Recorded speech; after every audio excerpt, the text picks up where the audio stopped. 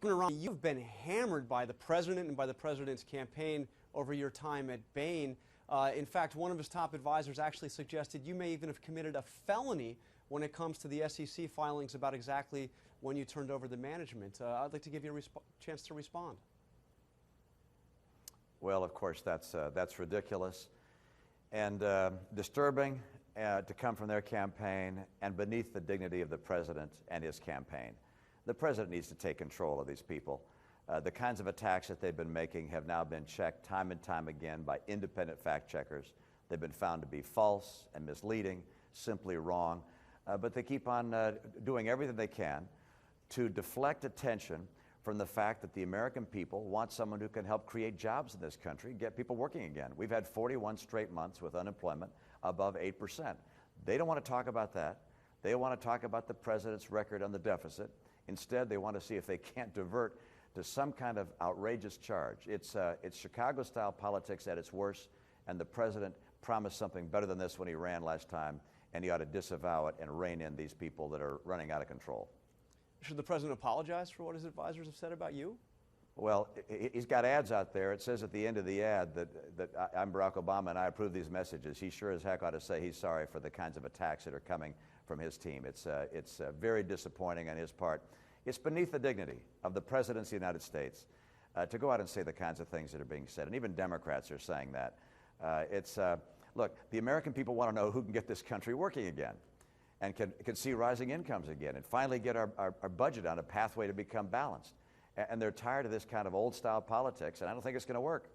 Okay, but let me ask you, a lot of this comes down to exactly when you had responsibility for what regarding Bain. After 1999, you are still listed on SEC documents as being, quote, the chairman of the board, the chief executive officer, and the president.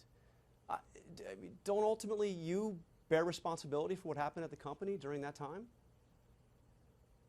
I left the company in February of 1999, but retained ownership until we were able to negotiate a departure and retirement program from the company. I had no role whatsoever in the management of Bain Capital after February of 1999.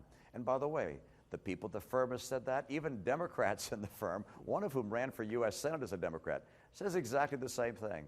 And this has been litigated time and time again. Independent fact checkers have said the same thing. There's absolutely no evidence that I had any role whatsoever in the management of Bain Capital after February of '99. It's a great firm. I'm very proud that they've done well. But my goodness, I was there for, 14 years and then went on to run the Olympics. And anyone who questions that can look at the fact that I spent the next 3 years full-time running the Olympic Games and had no involvement with Bain Capital. So you bear no responsibility for what happened to that company, even though those SEC forms list you as chairman and the chief executive officer and president of the company? The ownership shares of the company were ownership shares which I retained. But when I left Bain Capital in February of 1999, I went out to run the Olympics and said goodbye to my colleagues. They took over the business. They organized new funds, for instance, and pointed out that who the managers were. They don't list me as a manager. I left any responsibility whatsoever, any effort, any involvement whatsoever in the management of Bain Capital after February of 1999. By the way, there's nothing wrong with the fact that the firm went on and it was a successful enterprise, but the honest truth is, as people know, I went out to run the Olympics in February 99, and why the president continues and his people continue to make these kinds of charges and try to turn this into something big is clear, I think, to the American people. So you're not disavowing because the president failed to do the job he was elected to do, which was to get this economy turned around. So you don't disavow what happened at the company? I mean, are you saying that, what happened, they may have done things that were wrong or not wrong, you had nothing to do with it? I mean, would there be something wrong with being associated with Bain Capital during those years? I had no association with the management of Bain Capital after February of 1999. That's when I left the firm. I'm very pleased with the experience I had with the firm, but as everyone knows, I went off to run the Olympics. For 3 years, I was there full-time. After that, I came back and ran in Massachusetts for governor. I have no role with regards to Bain Capital after February of '99. So what happened here? This campaign, your private sector experience, many thought was going to be your greatest asset in this campaign, and so far it's been the thing you've been attacked for most relentlessly. Well, I think you can expect that the Obama campaign is going to continue to do what they signaled at the very beginning. There was a report that they said that their campaign would be based upon a strategy of trying to, quote, kill Romney, end of quote. And that's what they're trying to do, as opposed to talking about what's the right direction for this country.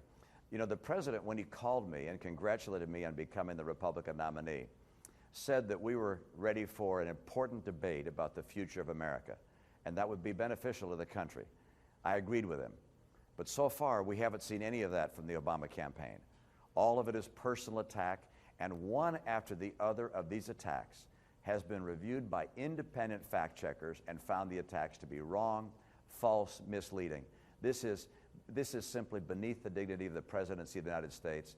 And if I were president of the United States, I would put a stop to it and apologize to my campaign for what's been done by his.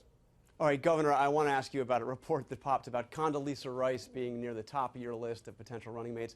I know you're not talking about the vice presidential search process, but just tell me this. You said earlier that your running mate will be pro-life. Do you still stand by that? You know, I don't have anything for you on the vice presidential process. I, of course, stand by the things I've said during my campaign, but I have nothing for you on the VP front.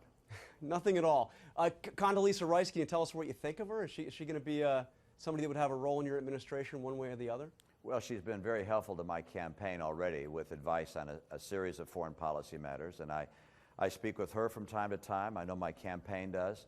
Also Secretary Jim Baker, Secretary Henry Kissinger.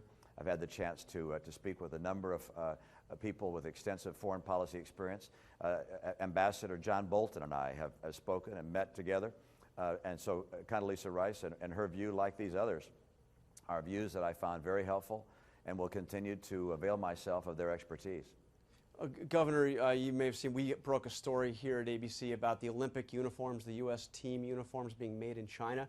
Few people have closer connections to the Olympics than you.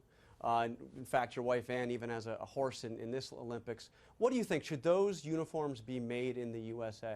You know, I'm not going to weigh in on that. I'm sure the Olympic Committee has sponsorship agreements and so forth that are involved in something of this nature.